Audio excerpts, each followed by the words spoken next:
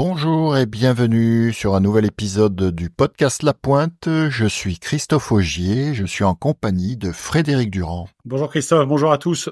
Dans ce nouvel épisode, nous avons le privilège d'accueillir un sportif exceptionnel. Il a baigné dans le handball depuis toujours au sein d'une famille de joueurs, parents et frères. C'est donc tout naturellement qu'il est venu à le pratiquer. Il a pourtant essayé de nombreux sports comme le football, le tennis, l'athlétisme, mais il a bien fait de choisir le handball quand on connaît sa carrière. C'est une véritable légende avec un palmarès impressionnant. Capitaine de l'équipe de France de 2008 à 2015, double champion olympique, quadruple champion du monde et triple champion d'Europe, il est l'un des internationaux français les plus titrés. Il est toujours le meilleur buteur de l'histoire de l'équipe de France avec 1463 buts. Il a joué pour les plus grands clubs comme Montpellier et Toulouse en France, le FC Barcelone et le Ciudad Real en Espagne et Kiel en Allemagne. Il a mis fin à sa carrière de joueur en 2017 pour embrasser une carrière d'entraîneur au Pays d'Aix Université Club. Il est entré dans le Hall of Fame du handball français en avril 2023. Nous accueillons avec un grand plaisir Jérôme Fernandez. Allez, c'est parti!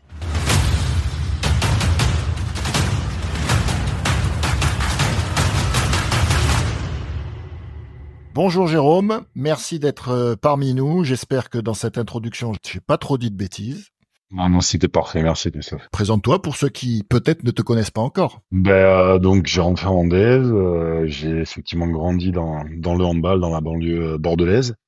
J'ai commencé très très tôt en club puisque mes parents m'ont fait aller dans tous les gymnases de Gironde.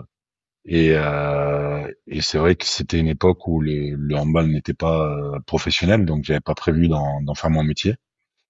Et puis quand je suis devenu adolescent, ça a été le début des très grands résultats de l'équipe de France de handball masculine avec les Barjots. Il y a eu une première médaille de bronze aux JO de Barcelone en 92, et j'avais 15 ans et je rentrais en sport-études à ce moment-là. Puis après, ils ont été vice-champions du monde en 93 et champions du monde en 95. Moi, c'est à ce moment-là que je suis rentré en équipe de France Espoir à 18 ans.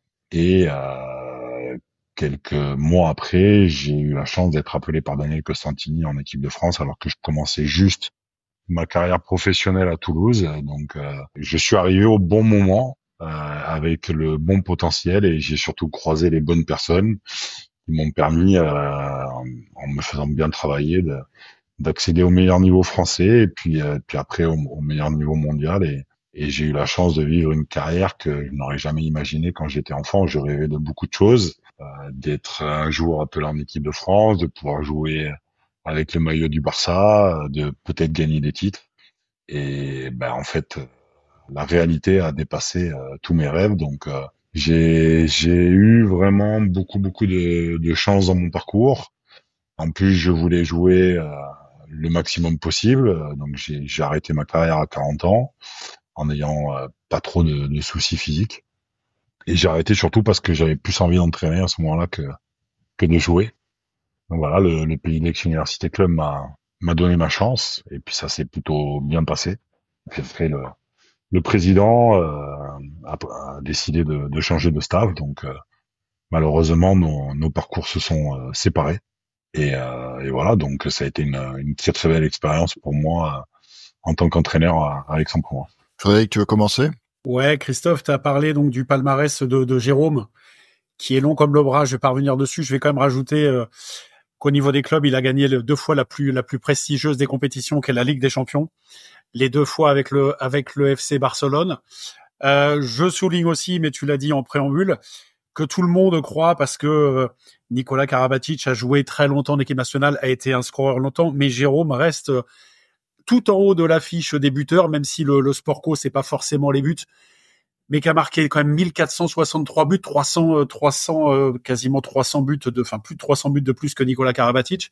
Donc un scoreur hors pair. Il y a que 3 joueurs dans l'histoire de l'équipe de France de handball qui ont passé la barre mythique et symbolique des 1000 buts. Donc Jérôme et Nikola Karabatic et Frédéric Voll qui en son temps était une gâchette. Tu as parlé un petit peu de ce début. Moi, je voudrais savoir, avant de faire un parallèle avec le water polo, puisqu'on dit souvent que le polo c'est le hand un peu dans l'eau. Comment ça se passe au niveau des centres de formation du handball, puisque le hand était, tu l'as dit, mondial C avant que Daniel Costantini prenne les rênes de l'équipe de France. Depuis 30 ans, pardon, que ça soit chez les garçons et chez les filles, il y a une perpétuité des performances chez les garçons et chez les filles. Parfait. Comment tu expliques ça de partir, je vais pas dire de zéro, mais d'un niveau qui correspond un peu à notre niveau du water-polo actuel, à tout d'un coup des médailles olympiques, et on en est arrivé presque maintenant, quand on fait une médaille d'argent, parler de contre-performance ou de quelque chose de raté. J'ai vu qu'on avait, sur les 4 derniers Jeux olympiques, on fait 4 finales, on en gagne 3, on en perd une, et on dit presque que c'est une désillusion. Comment tu expliques un petit peu, toi qui a été un peu la passerelle entre la génération des Latou, Stocklin-Gardant, voilà. Ouais, j'ai été témoin, ouais, bien sûr. À la nouvelle génération d'après, les Narcisses, etc. C'est quoi la recette, en fait? S'il y a une recette? Alors, je pense que dans tout sport co, il te faut une bonne base et une structure qui tire tout le monde vers le haut.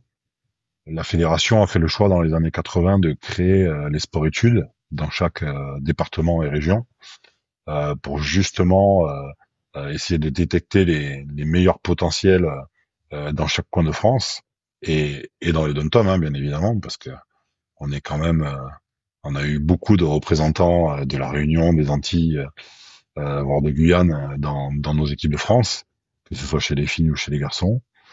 Et je crois que cette base qui a été pour moi fondamentale dans l'évolution de notre sport a été ensuite fortement appuyée par les résultats de l'équipe de France.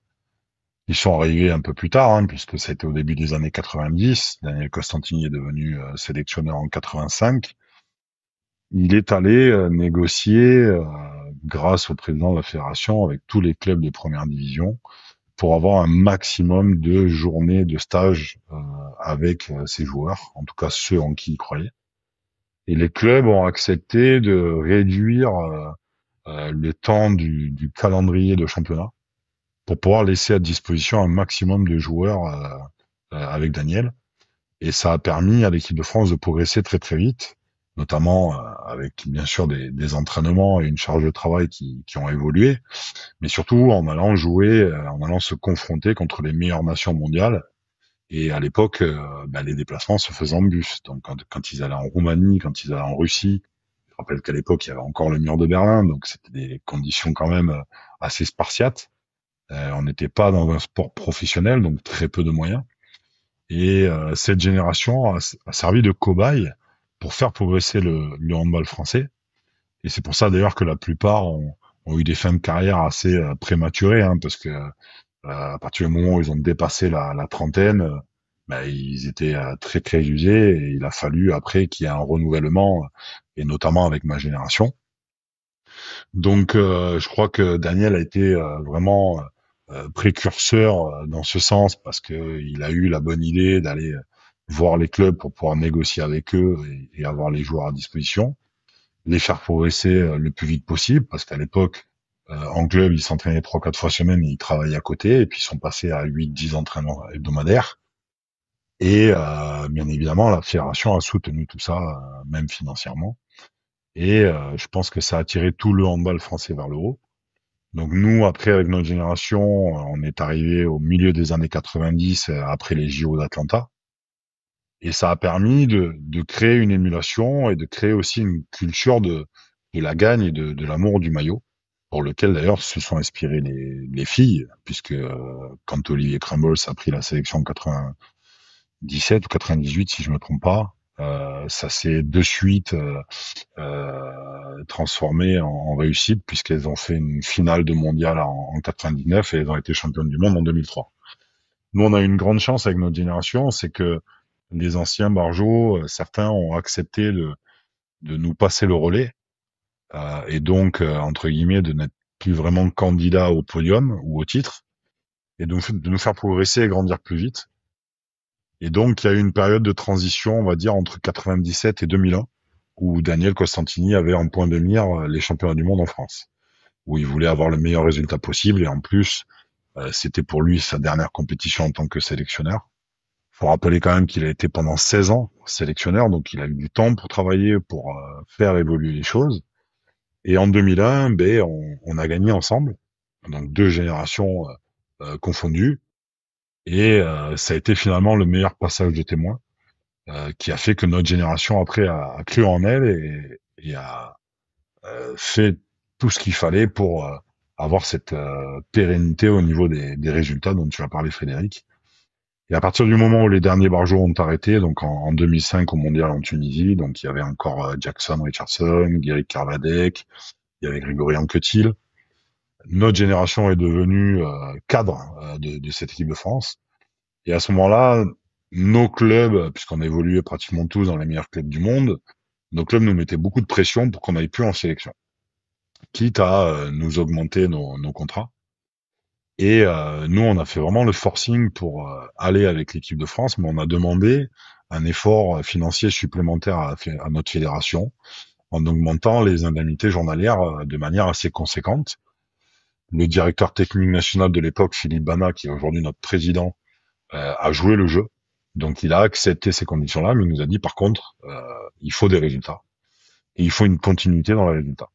Et nous, en contrepartie, on lui a demandé aussi qu'il y ait une meilleure communication autour de notre équipe de France pour qu'on ait plus de visibilité et que la notoriété de notre sport puisse évoluer.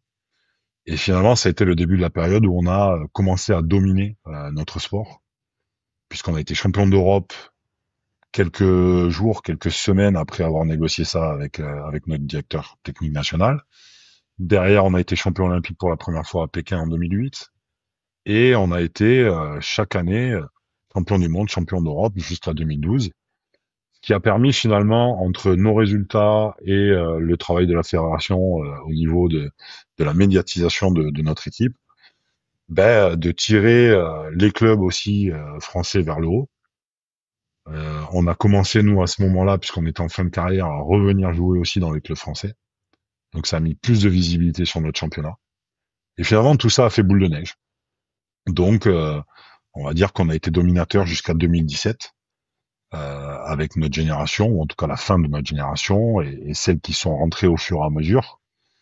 Et tout ça mis bout à bout, donc le vivier que l'on a dans les pôles fédéraux, puisque maintenant ce sont plus des sports-études, ce sont des pôles fédéraux, liés aux résultats des équipes de France, plus cette culture de la gagne qui fait que quand on rentre en équipe de France et qu'on voit que les Thierry Omeyer, les Nicolas Karabatic, les Daniel Narcisse sont ceux qui s'entraînent le plus dur, forcément ça imprime un rythme, une charge de travail, une exigence au quotidien qui font que tout le monde progresse très très vite.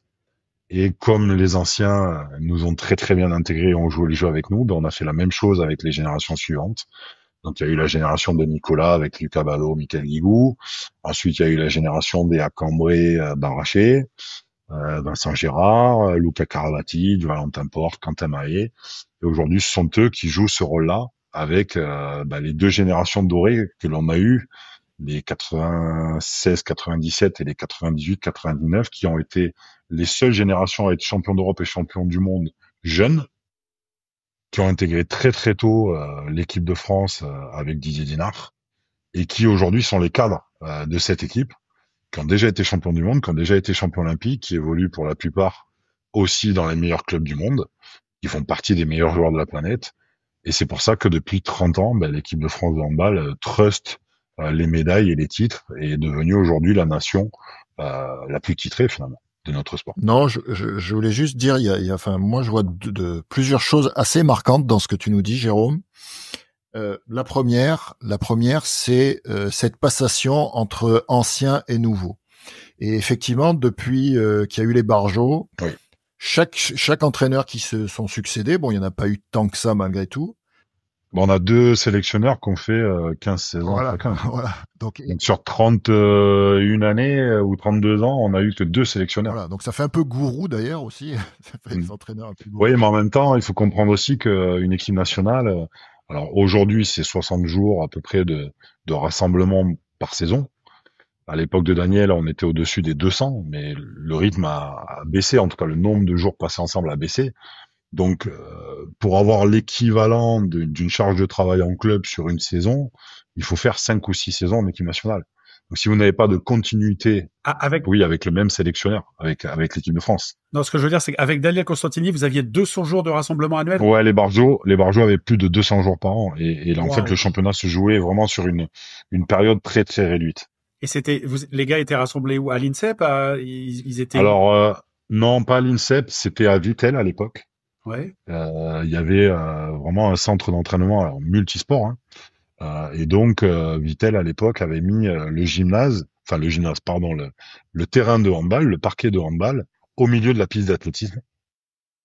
Et les joueurs étaient logés dans un petit hôtel dans Vittel. Donc, ils étaient tout le temps rassemblés là-bas. Et puis après, ils faisaient des tournois à l'étranger contre les meilleures nations. Et alors, au début, ils ont pris des raclées, mais ça les avait fait progresser très, très vite. Et à un moment aussi, ils ont eu ce déclic psychologique de se dire, bon, ok, on, on prend des raclées contre les meilleures nations, mais plus le temps avance et plus on se rapproche en termes de qualité de jeu. Et je pense qu'ils ont à un moment cru en eux et ils se sont dit, ben, aujourd'hui, on a les capacités déjà d'aller participer au Mondial A, ce qu'ils ont fait en 90, hein, et ils se sont qualifiés alors un peu, mais il en faut un peu par chance, puisqu'ils ont joué la 7e, 8e place contre l'Islande à 9 heures du matin. Match qu'ils ont remporté, ça les a qualifiés pour les JO de Barcelone. Et à Barcelone, Toujours l'Islande, hein. exactement. L'Islande est toujours liée à notre histoire. Parce que c'est une vraie terre de handball en plus. Il faut rappeler que l'Islande, c'est 300 000 habitants. Ils ont fait une finale de Jeux Olympiques en 2008. Oui, oui. Donc c'est quand même incroyable. Et c'est vrai que ça a été le début finalement, le déclic pour que les handballeurs français pensent qu'ils étaient en capacité de monter sur les podiums, quoi. Et ça s'est traduit par un magnifique parcours à Barcelone en 92 avec une médaille de bronze qui était pas du tout attendue à ce moment-là. Et ouais, et juste pour le deuxième point, vraiment, moi j'ai trouvé très marquant. En fait, c'est l'accompagnement fédéral. C'est-à-dire que Daniel Constantini va négocier avec les clubs, donc il a l'aval de la fédération pour vraiment accompagner cette équipe, parce que 200 jours de rassemblement, c'est énorme.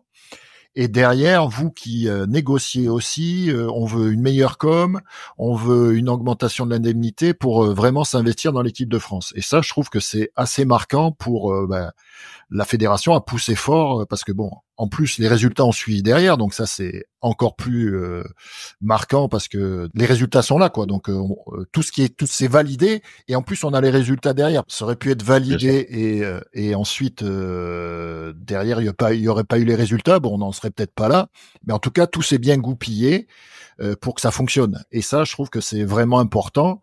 Parce que c'est ce je pense, qui a contribué vraiment aussi à cette réussite et la création de cette réussite, Ouais. parce que les éléments étaient en place et en fait ils ont perduré, un petit peu amélioré par retouche, parce que finalement on a l'impression que l'équipe de France c'est vraiment une continuité depuis ce temps-là. Ouais, tout à fait. Après, ça a été une stratégie payante. Alors, il faut savoir qu'on est le seul pays à avoir ce genre de structure avec des pôles fédéraux et puis ensuite avec la professionnalisation de nos clubs, les centres de formation ont été créés dans les clubs professionnels. Hein. Donc il y a une continuité finalement de l'âge de 14 ans jusqu'au moment où on passe pro, alors que ces étages-là n'existaient pas au tout début. Et après il y a d'autres nations qui font un choix différent, qui s'appuient sur le club majeur du pays. Et vous voyez ça d'ailleurs au water polo dans les pays Balkans. Vous avez un club qui est vraiment dominant et qui attire les meilleurs éléments du pays et qui sert un petit peu de d'équipe nationale bis, quoi, en fait, pour qu'ils travaillent au quotidien ensemble. Nous, en handball, on a des pays comme la Croatie, comme la Slovénie, comme la Serbie, l'Islande, etc., même l'Espagne, où ce sont les meilleurs clubs ou le meilleur club du pays qui attire les plus gros potentiels jeunes et qui les forment au fur et à mesure avec un travail au quotidien parce que les fédérations n'ont pas les moyens financiers et structurels de le faire. Nous, en France, on est un pays qui est un peu plus grand, qui a un petit peu plus de moyens, donc on a eu cette chance de pouvoir créer ces sports-études qui sont des pôles aujourd'hui Et après, grâce à la professionnalisation de nos clubs, de créer des centres de formation.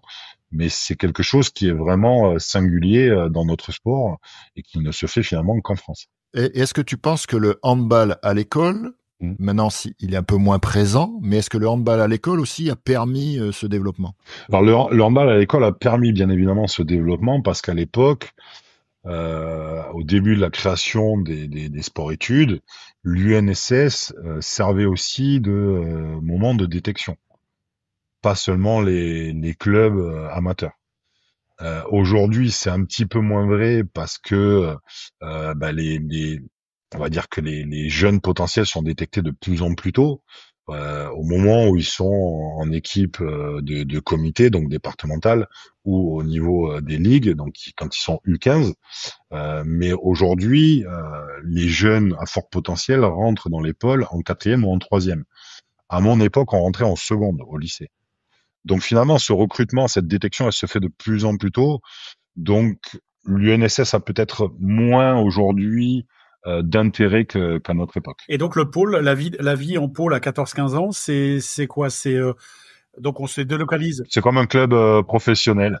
En gros, tu prends les meilleurs potentiels de ton département ou de ta région qui font une journée de détection. Il y en a entre 10 et 12 qui rentrent par année de naissance.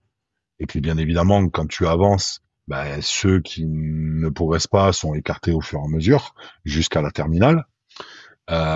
Donc tu t'entraînes de manière quotidienne à 18, 20 joueurs ou joueuses. Donc tu as des horaires aménagés en cours, ce qui n'était pas le cas moi à mon époque. Donc j'avais un planning dans mon lycée qui était tout à fait normal. Mais par contre, dans les trous, j'avais la possibilité de m'entraîner.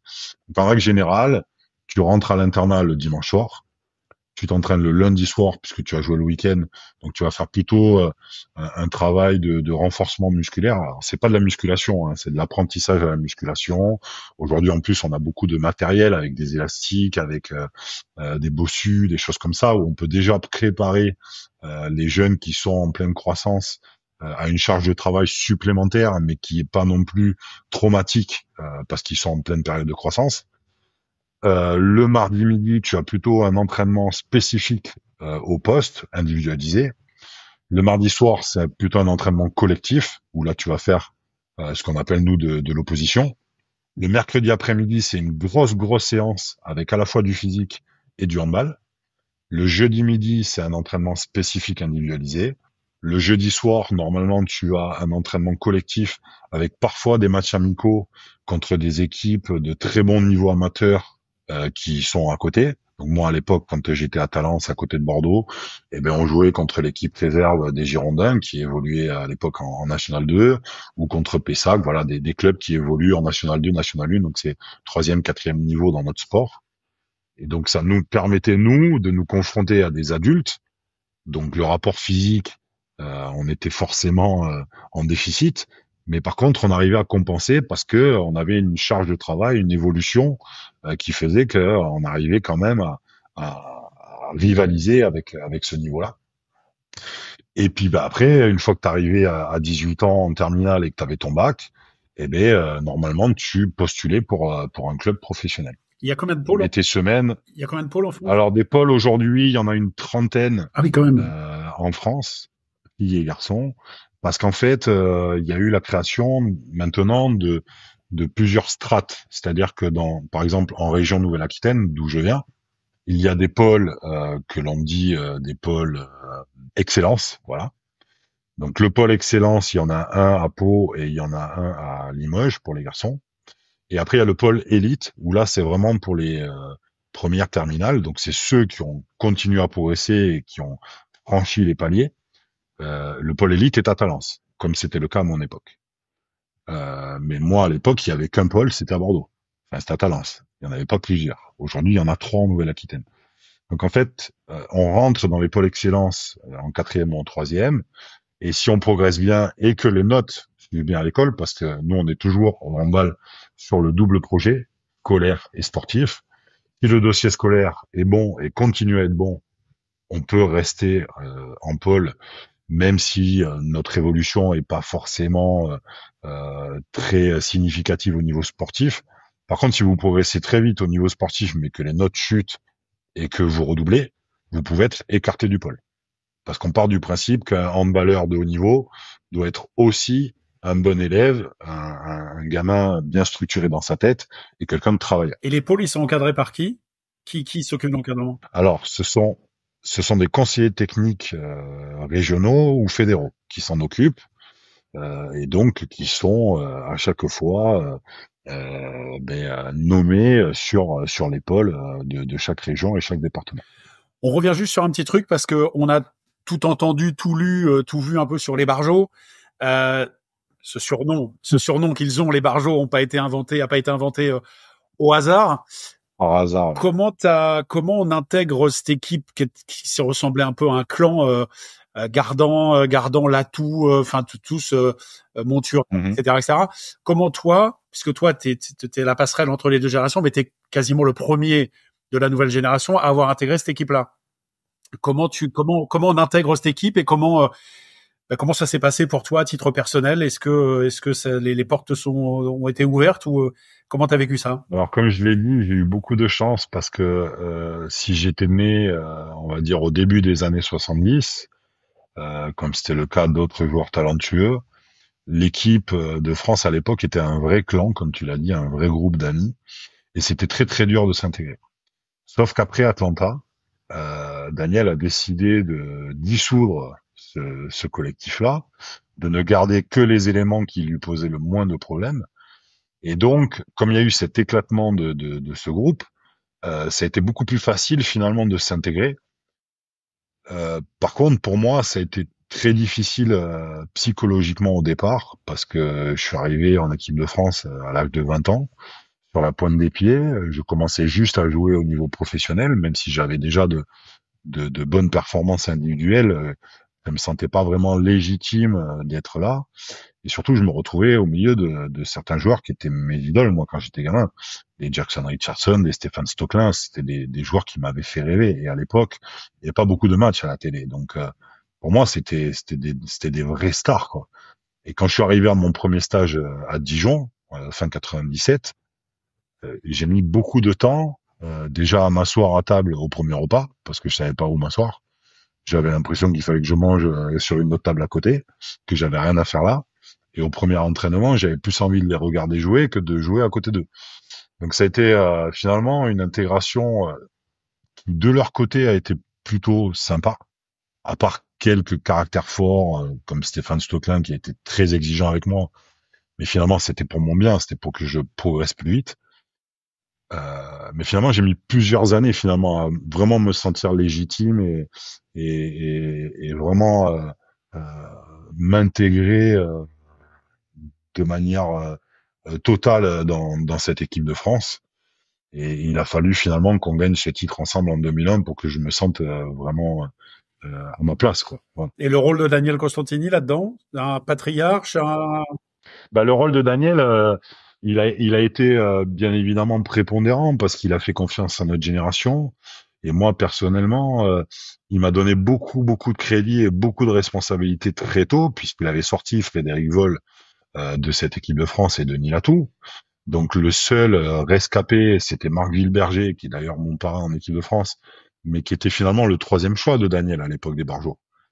Donc Daniel m'a donné beaucoup de responsabilités, de temps de jeu dès mon arrivée en équipe de France, et ça m'a mis un peu en porte-à-faux parce que moi j'étais un shooter capable de marquer des buts, mais assez irrégulier.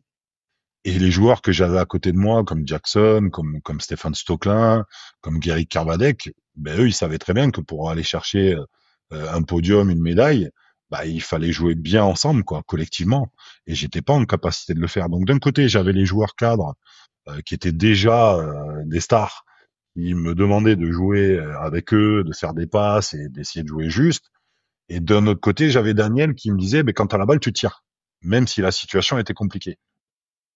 Donc du coup, j'étais un peu partagé parce que je me disais, si j'écoute pas le coach, j'aurai pas de temps de jeu, donc je jouerai pas et je serai peut-être plus appelé au prochain stage. Mais si j'écoute pas moi mes cadres et puis mes idoles, ils voudront pas jouer avec moi et donc ça sera compliqué quand je serai sur le terrain. Donc cette période-là, elle a été très difficile pour moi, mais finalement, j'ai réussi à faire mes preuves. Il y a eu un petit déclic lors du mondial 2001, notamment à la mi-temps de la demi-finale contre l'Égypte, où finalement j'étais passé à travers ma compétition jusque-là, et notamment à travers ma première mi-temps de la demi-finale. Et Daniel m'a très clairement dit, tu retournes sur le terrain, tu me dis si tu veux repartir sur la deuxième mi-temps ou si tu préfères te cacher, mais ça sera peut-être ton dernier stage ou ta dernière compétition avec l'équipe de France. Donc finalement, je me suis C'est sympa d'avoir la carte du shoot. ouais. Donc je me suis lâché sur cette deuxième mi-temps. J'ai fait une mi-temps exceptionnelle qui m'a en plus, on va dire, Désinhibé. ouais, désinhibé pour la finale. Donc j'ai mis 8 buts en finale. Et c'est à partir de ce moment-là finalement que j'ai gagné en régularité sur mes performances en équipe de France. Et en légitimité. Ouais. Tu avais besoin de cette légitimité pour... Complètement. En fait, Daniel a eu ces mots forts qui résonnent encore en moi. Il m'a dit, joue comme un joueur de 1m70 et fais ce que tu sais faire. Et moi, en fait, qui ai eu une croissance tardive, j'ai appris à jouer comme un joueur de taille normale, entre guillemets, pas comme un grand. Et quand je suis arrivé en équipe de France, Daniel me demandait de prendre des shoots parce que je sautais très haut et j'étais capable de tirer par-dessus la défense. Mais j'avais pas été construit pour jouer comme ça, et donc pour moi, ça allait un petit peu à l'encontre de ma philosophie de joueur. Et donc j'étais pas à l'aise dans ce rôle-là de shooter pur. Donc finalement, quand il a eu ces mots-là envers moi, bah, ça m'a complètement libéré, et finalement j'ai joué comme je le sentais, et ça a payé derrière. Ouais, j'ai une petite liaison là. Bon, j'ai eu la chance de connaître un petit peu quelques joueurs de handball lors des Jeux méditerranéens à Tunis en 2001, parce que effectivement, Oui. par Sportco, et on le disait en intro. Alors j'y étais, hein. Ouais, mais t'es parti avant. Oui, je me suis blessé au genou. Voilà. Mais ce que je veux dire, c'est que donc comme on l'a dit au début, on fait souvent donc le parallèle handball et water-polo, et c'est dans la vraie vie, c'est un peu vrai aussi. Hein, souvent on se rapproche. Ouais. Mais j'avais un peu discuté avec Thierry Omeyer, et qui me parlait un peu aussi de l'apport de Claude Onesta. Et en tout cas pour lui, ça avait été aussi un énorme apport, et peut-être un peu qui a vécu un peu la même chose que toi au sein de l'équipe de France, mais ça je le sais pas. Mais comme quoi, il avait peut-être un peu été libéré aussi là-dessus. Quel est du coup un peu le parallèle que tu peux faire avec Claude? Ben, en fait, Claude a à sa manière très très bien pris la suite de Daniel et Costantini. C'est en quelle année ça, Jérôme? 2001, juste après le mondial. Donc ça a été. Ah, il arrête après le titre mondial. Ouais, il a arrêté après le titre mondial. Donc Claude a pris le poste de sélectionneur en mars 2001. Et justement, au mois de septembre, on est allé jouer les Jeux méditerranéens. Donc c'était la première compétition de Claude. Et Claude, à ce moment-là, a très clairement mis Thierry comme numéro 1 à son poste, alors que Thierry était jusque-là numéro 3. Sauf que Thierry avait fait une magnifique compétition sur les championnats du monde en France, et il avait surtout fait une très, très belle finale. Daniel lui avait donné cette responsabilité sur la finale, alors que c'était plutôt Bruno Martini et Christian Godin qui occupaient le poste. Et donc Claude, effectivement, a décidé à ce moment-là que Thierry serait le numéro 1, et il n'était pas au niveau qu'il a pu atteindre après. Hein. Donc c'était un vrai engagement et un vrai pari de la part de Claude. Et je pense que oui, effectivement, ça a donné beaucoup de légitimité à Thierry, pour lui, psychologiquement, personnellement. Et Thierry est devenu derrière le plus grand gardien de tous les temps, et pas seulement français, mais au monde. Et donc pour en revenir, donc Claude Onesta prend l'équipe après le titre mondial de 2001. Vous êtes donc champion du monde, et logiquement parmi les favoris légitimes pour les Jeux Olympiques d'Athènes. Et patatras, Athènes, ça suit pas, parce que je crois que vous faites 5e. Oui. Est-ce que Claude Onesta a été un petit peu, je vais pas dire menacé, mais bon, pas de, donc médaille en 92, pas de médaille en 96, pas en 2000, pas en 2004. Est-ce qu'il y avait cette espèce de, pas de malédiction olympique, mais comment vous avez réagi à ça? En fait, ce qui s'est passé, c'est que quand Claude a pris le poste, il nous a clairement dit, vous êtes tous champions du monde sauf moi. Mais il voulait quand même imprimer sa patte. Et c'est vrai que les premiers entraînements, les premiers stages, les premières compétitions, nous les joueurs, on comprenait pas vraiment où c'est qu'il voulait nous emmener. en termes de jeu, de projet de jeu, etc. Donc la mayonnaise ne prenait pas vraiment. Et effectivement, quand on est allé à Athènes, Claude a été confronté à plusieurs problèmes. Le premier, c'est que il ne comptait plus vraiment sur Jackson à cette époque-là, alors qu'il était capitaine.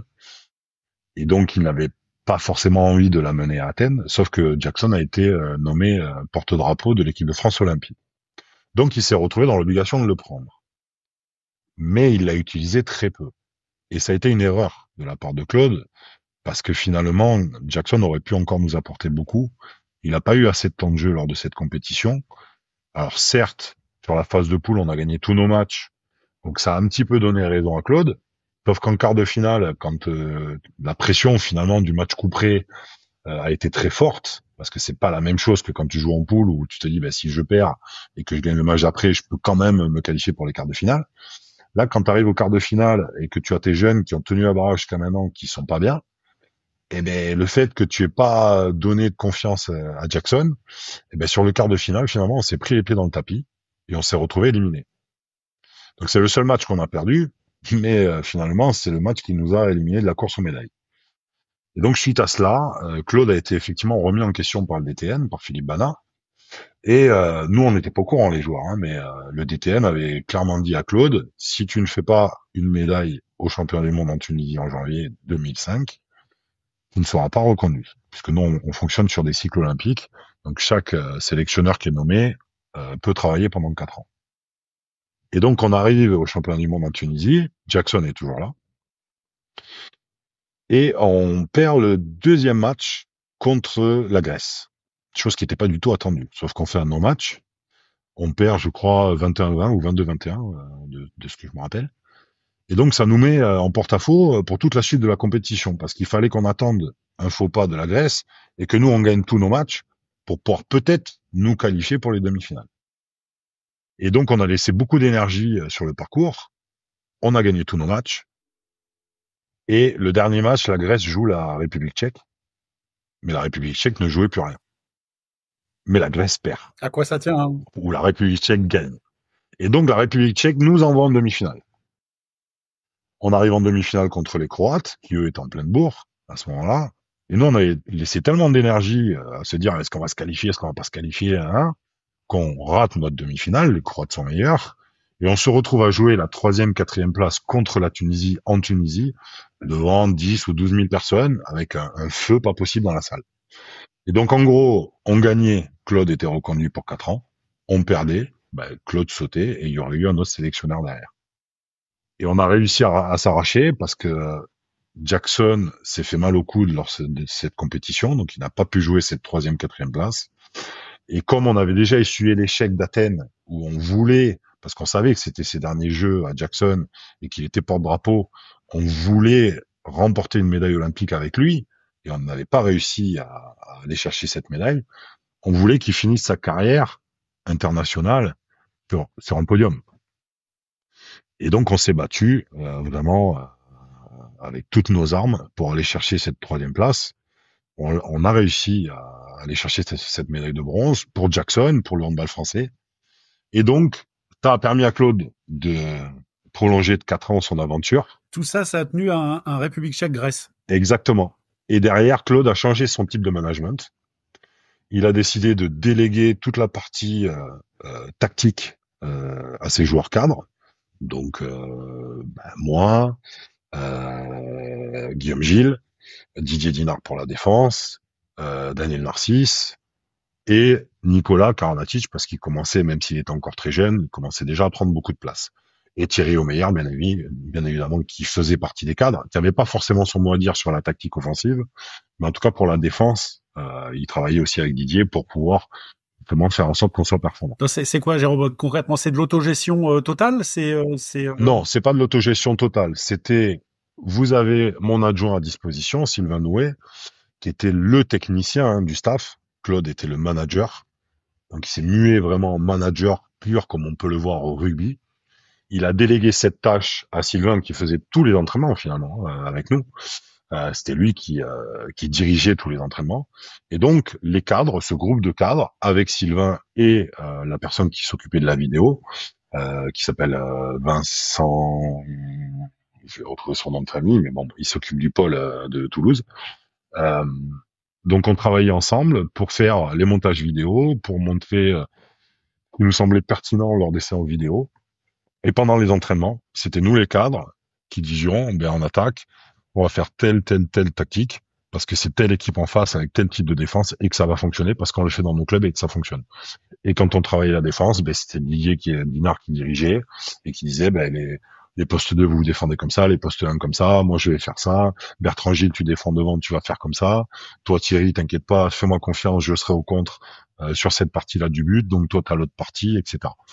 Et donc, on n'était pas en autogestion, mais on était quand même décideurs, finalement, du projet de jeu qu'on voulait mettre en place. Donc, ça nous a responsabilisés. Parce que Claude nous a dit, si ça fonctionne, on continue, mais si ça fonctionne pas, je reprends la main. Et bon, ben, ça a fonctionné de suite, puisqu'on a été champion d'Europe quelques mois après, en Suisse, en 2006, pour la première fois. Donc à nouveau, hyper favori pour les Jeux Olympiques de Pékin. Toi, voilà, donc la première médaille d'or du handball français. Comment t'as vécu ce Graal? Il y a que les champions olympiques, je pense, même les vice-champions olympiques, je pense qu'ils peuvent pas parler pareil que les champions olympiques. Ça, il y a pas de souci là-dessus. Qu'est-ce que ça fait d'atteindre ce sommet ultime de ton sport? Toi, tu nous as dit, tu te voyais pas quand t'étais petit aller jusque tout là-haut. Comment t'as vécu ça et la concrétisation de tout ça? En fait, il faut remettre les choses dans leur contexte déjà. Comme tu l'as dit, on s'est pris les pieds dans le tapis en 2004 à Athènes. Donc ça a été déjà une contre-performance qui nous a fait beaucoup apprendre sur notre équipe et sur ce qu'on devait mettre en place pour essayer de progresser encore. Et ensuite, en 2007, on est parti au championnat du monde en Allemagne. On était champion d'Europe en titre, donc favori de la compétition. Sauf qu'en demi-finale, on a joué l'Allemagne à Cologne devant 20 000 personnes. Et surtout, deux arbitres suédois qui nous ont pas facilité la tâche. Et c'était une énorme déception, cette demi-finale de mondial, parce que derrière, on aurait joué la Pologne en finale et on était pratiquement sûr de remporter un nouveau titre mondial. Finalement, ces deux cicatrices nous ont permis d'évoluer, de progresser et d'aller vraiment sur les petits détails pour ne plus avoir à subir ce genre de mésaventures. Et en fait, quand on démarre la préparation après s'être qualifié pour les JO de Pékin, on s'est tous transformés en robots en se disant, voilà, on a été champion du monde en 2001, on a été champion d'Europe en 2006, on s'est planté en 2004 à Athènes, le seul titre qui nous manque, c'est le titre de champion olympique, et si on veut que notre sport change de dimension, en termes de notoriété, de médiatisation, même au niveau économique pour nos clubs, et donc par répercussion sur nos contrats, il faut qu'on soit champion olympique.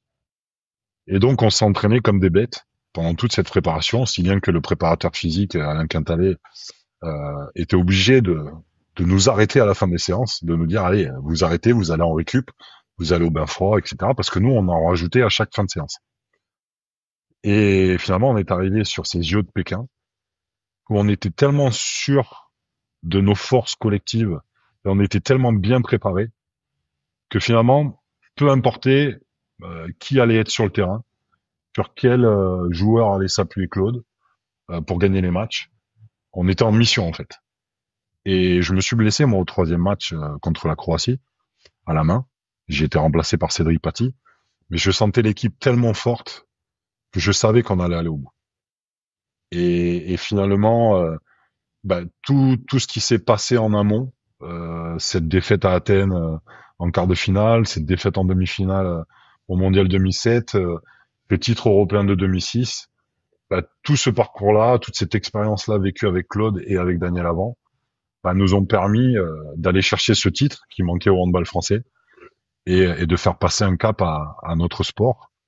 Et ça a été surtout, je pense, le déclic où on s'est dit, maintenant, on est la meilleure nation du monde, on est la meilleure équipe du monde, et à chaque fois qu'on va se présenter sur une compétition, on va tout faire pour la gagner.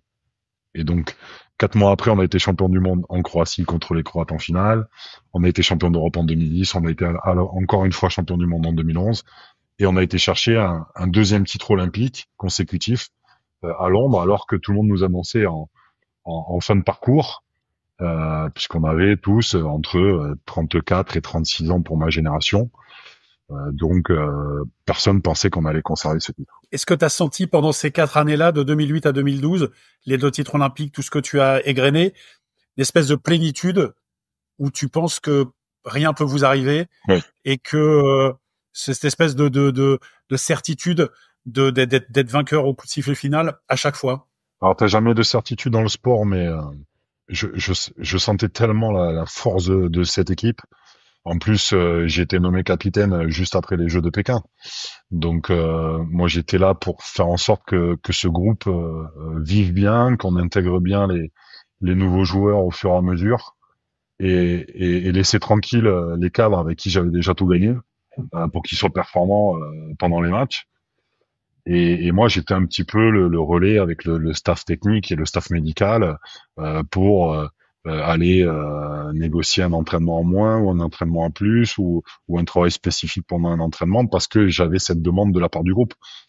Donc cette période-là, elle a été tellement prégnante, forte pour moi que tout semblait facile en fait. Il y avait une telle exigence dans ce groupe, c'est-à-dire que même un match amical, on refusait de le perdre.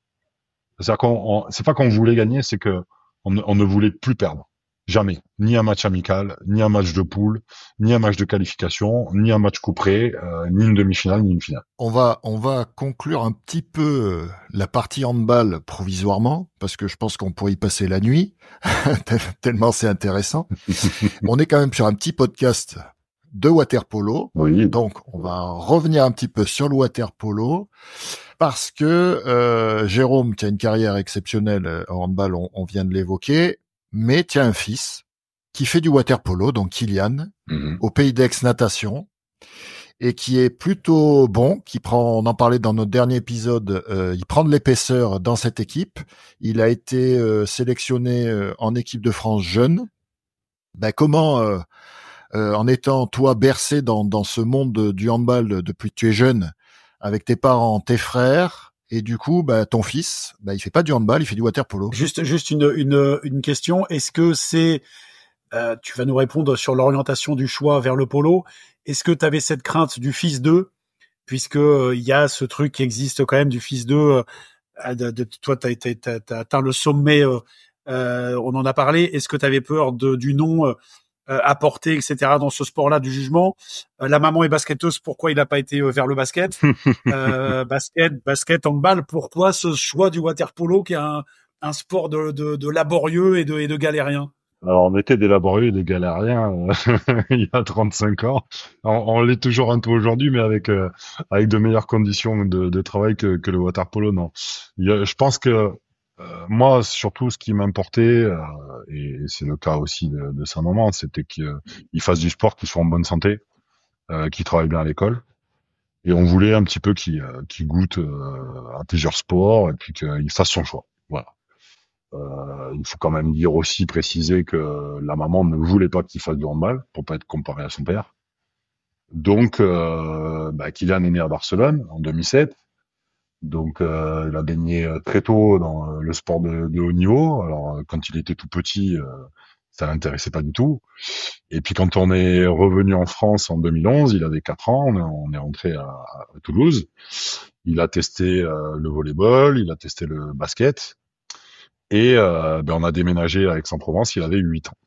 Donc il venait de faire 1 ou 2 saisons de basket à côté de Toulouse. Et on était parti sur la foire des associations, comme ça se fait chaque année, pour l'inscrire au basket. Donc là, à l'époque, il était en U9. Et quand on est arrivé au stand du club de basket, ils nous ont dit, l'entraînement pour les U9, c'est le mercredi de 13h à 14h. Sauf que nous, on habitait à l'opposé de la Pioline, là où ils s'entraînaient. Et que le récupérer à midi à l'école primaire pour l'amener à l'entraînement, c'était pas forcément super. Et puis une heure de basket dans la semaine, on trouvait que c'était pas assez. Donc on a continué à faire le tour de la foire des assos et on est passé devant le stand du PAN de water polo. Et j'ai dit à Kylian, tu vois, ça c'est le water polo, c'est comme le handball, mais ça se joue dans l'eau. Et la personne qui était au stand, alors je saurais pas dire qui c'était, mais c'était quelqu'un du club. Du coup, nous a parlé, nous a dit, la semaine prochaine, il y a un entraînement ouvert et si vous voulez, vous l'amenez. Si ça lui plaît, vous l'inscrivez. Si ça lui plaît pas, au moins il aura essayé, quoi. Et donc, on l'amène à l'entraînement la semaine suivante et il se retrouve avec deux jeunes de sa classe en fait, dans laquelle il venait de rentrer à l'école primaire. Donc, il a décidé de s'inscrire avec eux. Et il a fait une première saison. Il savait nager, là? Ah oui, il savait nager, oui, parce que on l'avait souvent amené à la piscine. Et puis, c'est quelqu'un qui flotte dans l'eau. Donc, il a cet avantage-là. Donc, il a été tout de suite très à l'aise. Et à la fin de cette première saison en U9, il est parti comme beaucoup de jeunes poloistes à Lignano pour faire Abba Waba pendant une semaine. Et là, c'était le virus en fait. Il était piqué par le virus. Il a vécu une semaine extraordinaire avec tous ses coéquipiers, avec le staff. Du coup, il a voulu se réinscrire la saison suivante. Donc, on a continué à l'inscrire saison après saison. Et il a passé des étapes au fur et à mesure. Il a été très bien entraîné, très bien formé, jusqu'à au moment où il est rentré en U15, où il a commencé un petit peu à taper dans l'œil de certaines personnes. Il a été pris en équipe nationale U15. Alors, il n'était pas forcément parmi les 15 meilleurs à ce moment-là, mais le coach estimait qu'il avait l'un des plus gros potentiels, donc il voulait absolument lui faire prendre de l'expérience. Donc, il l'a pris sur les stages, il l'a même pris à l'Euro U15. Et puis voilà, il a grandi petit à petit avec beaucoup de travail. Il était très bien encadré et il a grandi et aujourd'hui c'est sa passion. Et ce qui est amusant, c'est que du coup, il est même devenu passionné de beaucoup de sports. Donc, il suit beaucoup de sports comme son papa. Il a fait son choix. Il a choisi son sport et il se débrouille très bien dedans. Il est très épanoui. Donc, voilà, moi je suis très très heureux pour lui. Un papa heureux. Exactement. Et comme il a des bonnes notes à l'école, c'est parfait. Donc tu le vois aller, tu le sans le chaperonner, mais tu le guides, tu l'orientes, tu le conseilles, Oui, je peux le conseiller et surtout l'accompagner. Je pense que ce qui est important, c'est de lui apporter mon expérience et de lui expliquer que dans un apprentissage, il y a des moments d'euphorie, il y a des moments de doute, que dans les moments de doute, il faut travailler dur pour retrouver son meilleur niveau et de la confiance. Et quand on est en confiance et qu'on a l'impression que tout réussit, il faut pas s'arrêter de travailler parce que c'est le meilleur moyen pour se mettre dans le dur. Donc voilà, il faut essayer de faire durer le plus longtemps possible les périodes de réussite et d'euphorie et faire en sorte que les périodes de difficulté, de doute durent le moins longtemps possible. Voilà, mais après, il fait avec ses qualités, avec son potentiel, il est très à l'écoute. Je lui ai aussi dit de beaucoup regarder, s'inspirer, écouter les anciens du groupe pro à Aix, que ce soit Enzo, que ce soit Mathieu, les étrangers aussi, comme Slalen, Candide, qui peuvent lui apporter beaucoup en termes d'exigence, de technique, de savoir-faire individuel et collectif, et qui copient les choses, parce que c'est comme ça aussi que moi je me suis construit dans ma carrière, c'est en copiant ou en essayant de copier les meilleurs joueurs de français et les meilleurs joueurs de la planète, et c'est comme ça qu'on avance. Alors on a parlé des similitudes entre le polo et le handball. Évidemment, 7 joueurs, un gardien, une pointe, vous c'est le pivot, etc. On a quelque chose qui est différent. Tout à l'heure, tu as parlé de l'apport et du soutien énorme fédéral qui a permis, il y a 35 ans, de donner 200 jours de stage, etc., pour sortir le handball de l'ornière et l'amener là où il est devenu, là où il est maintenant. Nous, on a une fédération qui est pluridisciplinaire, qui s'appelle la Fédération française de natation, qui gère donc la natation, le water-polo, le plongeon et la natte synchro. Et c'est un petit peu difficile j'allais dire, de se développer si notre fédération mère, elle met pas les moyens. Elle les met de temps en temps, elle les met pas tout le temps.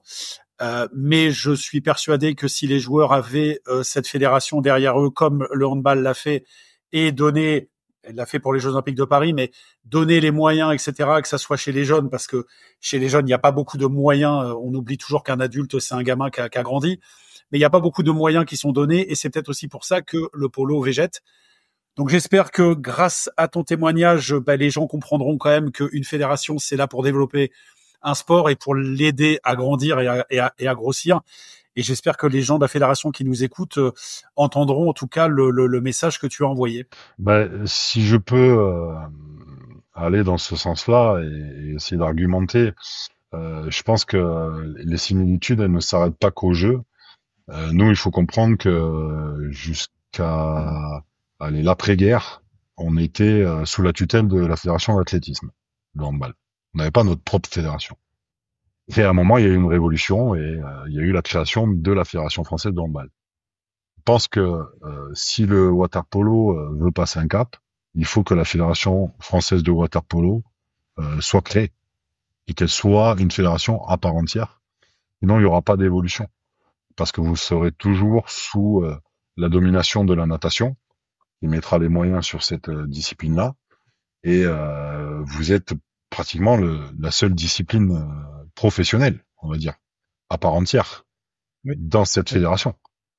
Donc à un moment, il va falloir qu'il y ait des gens qui fassent bouger les choses et après essayer d'aller chercher des moyens supplémentaires. Et on le sait aujourd'hui, au niveau des collectivités et de l'État, c'est de plus en plus compliqué. Il faudra du support privé. Donc c'est le seul moyen pour qu'à un moment le water-polo puisse passer un cap. Et j'en suis témoin parce que quand je sais que mon fils, pour préparer son Euro U19 avec l'équipe de France, il a 3 semaines de préparation, alors que les grosses nations en ont 6 à 8, alors qu'ils sont déjà meilleurs, c'est impossible de rivaliser. Mais je suis d'accord. Et tu vois, on est le seul sport co à avoir une fédération de tutelle. Il faut s'inspirer du hockey sur glace qui avait donc qui faisait partie de la fédération des sports de glace. Exactement. Et puis qui a fait cette révolution comme tu le dis et qui a volé de ses propres ailes. Après, on est responsable de ses succès, de ses échecs, mais au moins c'est nous. Et moi, je milite depuis très longtemps pour une fédération indépendante parce que comme tu le dis, tant qu'on restera sous le joug de cette fédération qui s'en fout un peu du polo, il faut bien le dire, et l'occasion de se développer sera très très compliquée et très longue. Donc je voulais avoir ton avis là-dessus et je partage complètement. De ce que j'ai compris, les mauvaises langues disent que les poloistes sont des mauvais nageurs. Donc, des mauvais nageurs. Pour la Fédération française de natation, c'est un peu compliqué. Mais les clubs font appel à eux pour les interclubs.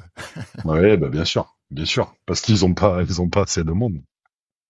Non, mais quand on voit un joueur comme Thomas Vernou, Thomas, il est extraordinaire en termes de natation.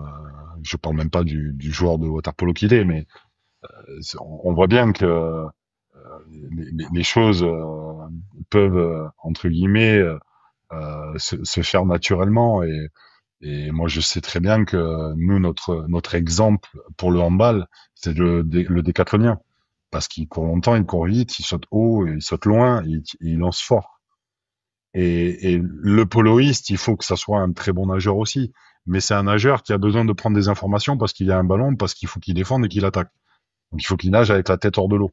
Donc c'est aussi une natation qui est un petit peu différente, mais il y a des choses à faire évoluer. Ça, alors j'allais te parler de ça parce que c'est une passerelle. Tu dis qu'il faut sauter haut, courir vite, etc., etc. Toutes les caractéristiques qui font que les États-Unis pourraient être une très très grosse nation de handball puisqu'ils ont des volleyeurs qui performent. Donc la détente ça, ils ont évidemment des basketteurs qui performent et donc toutes ces qualités physiques là, ils les ont. Est-ce que tu penses qu'un jour le hand, ils jouent au polo, ils ont été médaillés de bronze aux Jeux Olympiques à Paris. Mm-hmm. Est-ce que tu penses qu'un jour, est-ce que le handball existe aux États-Unis? Est-ce que tu penses qu'un jour ce pays-là pourra s'emparer de ce sport-là et le développer? Alors le problème, c'est que les pays anglophones ont plutôt tendance à suivre les sports qu'ils ont inventés. Ouais. Donc en Angleterre, ça va être le rugby, le cricket, voilà. Le foot. Aux États-Unis, ça va être plutôt le football américain, le baseball ou le basket. Mais bien évidemment qu'il y a d'autres disciplines aussi aux États-Unis qui marchent très bien. La problématique qu'il y a aux États-Unis au niveau du handball, c'est que c'est un sport qui est pratiqué par des Européens qui sont allés vivre aux États-Unis ou des Sud-Américains qui ont pratiqué le handball dans leur pays à la base. Donc il y a des clubs, il y a des pratiquants de handball aux États-Unis, mais il n'y a aucune infrastructure. Moi, je suis allé au mois de janvier dernier à New York. Puisque j'ai été invité par le club de New York, qui est le meilleur club aux États-Unis. Ils n'ont même pas un gymnase de handball. Ils n'ont même pas un terrain de handball. C'est-à-dire qu'ils louent une salle de basket et à chaque entraînement, ils mettent du sparadrap bleu pour dessiner le terrain, les zones, etc. Et ils montent et ils démontent les buts pour chaque entraînement. Donc ce sont des buts démontables, ce sont pas des vrais buts de handball. Malgré tout, les États-Unis aujourd'hui font partie des 20, 24 meilleures nations au monde. Malgré toutes ces difficultés, ils sont en capacité quand même à se qualifier pour les championnats du monde. Mais ça ne pourra jamais être une nation forte tant qu'il n'y aura pas des infrastructures et une habitude, une culture de handball dans ce pays-là. Ouais, nous, il nous a été reproché au polo un peu d'être un sport européen, même s'il y a l'Australie et les États-Unis. Et c'est vrai que le handball, c'est encore pire chez nous. Ouais, parce que le handball, France, Espagne, Allemagne, bon, la Russie était là, mais elle y est plus. Les pays scandinaves, la Croatie, et après Oui, les pays Balkans. Ouais, c'est ça. Après, nous, on a toujours tendance à dire que le titre le plus difficile à gagner, c'est le titre de champion d'Europe. Et il y a quelques nations hors Europe qui arrivent à tirer leur épingle du jeu, comme l'Égypte en Afrique. Il y a le Japon qui se débrouille très bien en Asie. Bon, le Qatar, mais on sait pourquoi. En Asie aussi. En Amérique du Sud, l'Argentine et le Brésil sont des nations qui ne vont jamais être sur un podium mondial, mais qui sont capables pratiquement de battre toutes les nations du monde. Mais pourquoi? Parce que il y a eu des entraîneurs européens et principalement hispaniques ou espagnols qui sont allés travailler dans ces pays-là et qui les ont fait progresser. Donc effectivement, nous on a cette problématique d'être un sport un petit peu européen et ça pose problème d'ailleurs par rapport au CIO qui veut nous enlever du programme olympique vous parce aussi que on n'est pas représentatif. Ouais. Ah, même le handball. Ouais, mais nous on a un avantage, c'est qu'on peut faire les jeux d'hiver parce qu'on joue en intérieur. Non, mais nous, le polo a longtemps été menacé. C'est pour ça que, c'est ce que j'ai dit dans un podcast précédent, la médaille de bronze des Américains à Paris et la médaille d'argent qu'ils avaient fait à Pékin, nous aide grandement quand même à ce que le polo, parce que les États-Unis évidemment ont un poids énorme, à ce que le polo ne disparaisse pas. Mais je savais pas que le handball lui aussi pouvait être menacé. Nous, le problème, c'est que là, on a perdu en quart de finale cet été devant 27 000 personnes. Mais moi, j'ai été champion olympique à Pékin devant 500 personnes. Et que quand tu joues, quand tu fais des jeux dans un pays qui n'est pas un pays de handball, il y a personne dans la salle. Et en plus, le CIO veut des sports spectaculaires au JO. Alors, je dis pas que mon sport n'est pas un sport spectaculaire, mais ils veulent des sports à format plus court, des sports un petit peu extrêmes. C'est pour ça qu'on voit l'avènement de l'escalade, du rugby à 7, parce que ce sont des formats très courts qui sont très spectaculaires et ça plaît aux gens pour les jeux d'été. Alors nous, notre fédération internationale de handball essaye d'appuyer le beach handball. Et là, le CIO a dit, OK, vous faites rentrer le beach handball sur les JO d'été, mais par contre, on sort le indoor parce qu'on n'a plus de place au village. Mais nous, on a la possibilité de basculer aux jeux d'hiver s'il y a besoin. Donc on pourrait avoir le beach handball aux jeux d'été et le handball indoor sur les jeux d'hiver. Mais c'est vrai qu'on a, dans le ranking des sports qui sont les plus suivis aux jeux, médiatiquement, à la télé, je parle pas dans les salles, on n'est pas bien classé. Et donc, Thomas Barr et le CIO réfléchissent sérieusement à nous enlever du programme olympique. Ça sera pas le cas à Los Angeles. J'espère que ça sera pas le cas à Brisbane, mais peut-être que pour 2036, ça sera plus compliqué. Et surtout que, c'est intéressant ce que tu dis parce que souvent, il me semble que les championnats du monde ou les championnats d'Europe sont plutôt vers janvier-février. Ouais, tout à fait. Donc nous, ça ne changera rien au calendrier. On a déjà l'habitude de faire les compétitions internationales en plein milieu de la saison de club. C'est ça. Donc du coup, ça serait pas un truc. Ça s'intégrerait parfaitement. C'est juste qu'il faudrait sortir un euro parce que je me verrais mal faire un euro en janvier et les JO d'hiver en suivant. Ça ferait 2 compétitions en 2 mois. C'est pas possible. Déjà que la charge du calendrier des matchs est trop importante pour les meilleurs joueurs de la planète et qu'il y a beaucoup de casse. Si on fait ce genre de choses-là, ça va être compliqué. Et je suis pas sûr que la fédération européenne soit OK pour sortir un championnat d'Europe. C'est ce qu'on fait nous. C'est-à-dire que vous avez la problématique de ce sport terrestre, donc avec des blessures.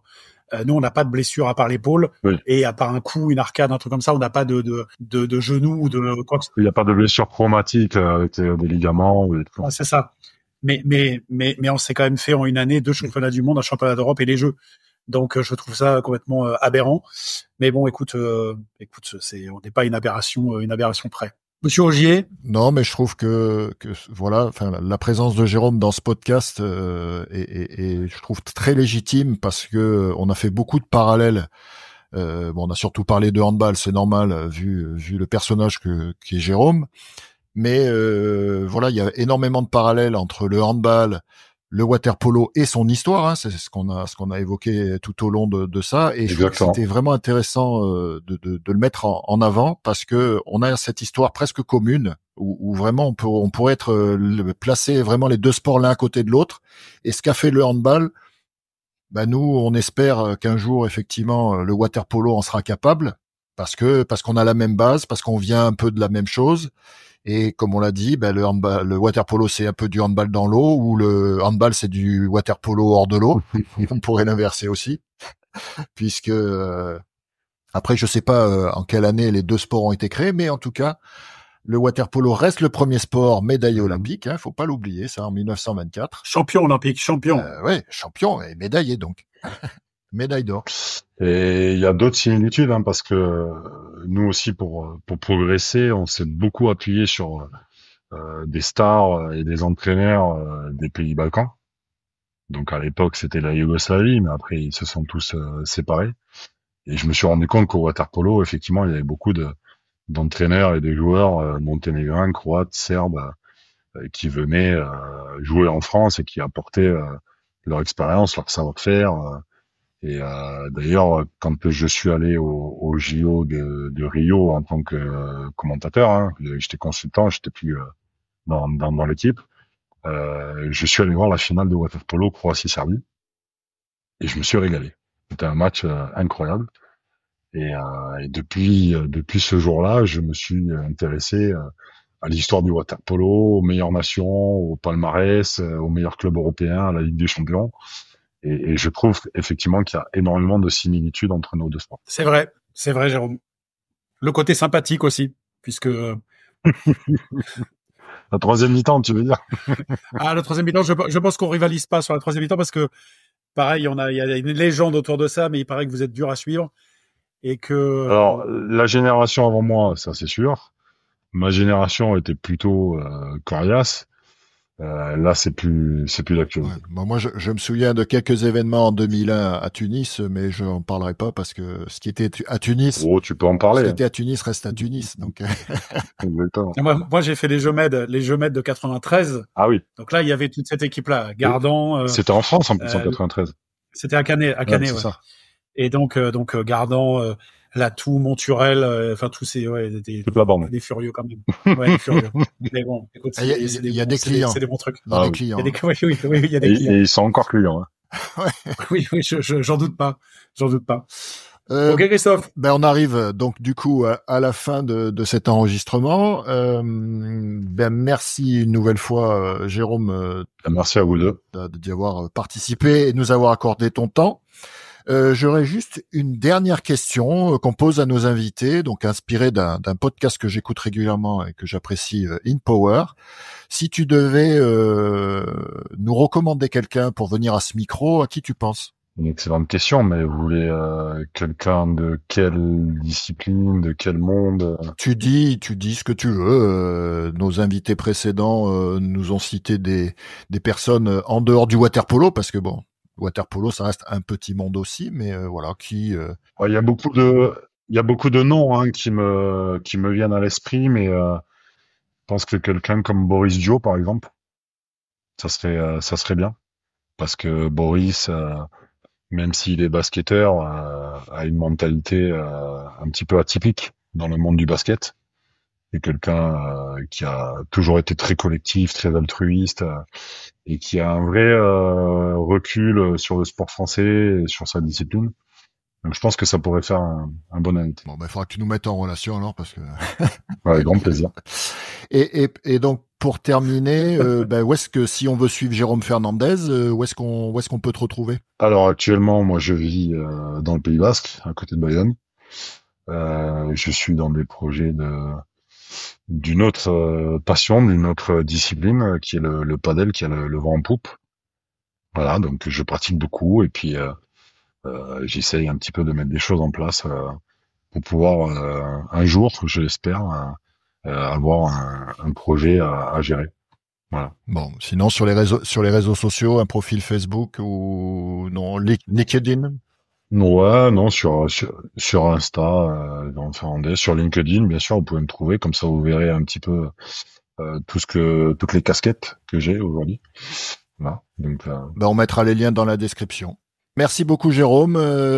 merci à vous. On espère une nouvelle fois que vous avez apprécié cet épisode et on se donne rendez-vous pour un nouvel épisode. À bientôt. Ciao, salut. Bonne soirée.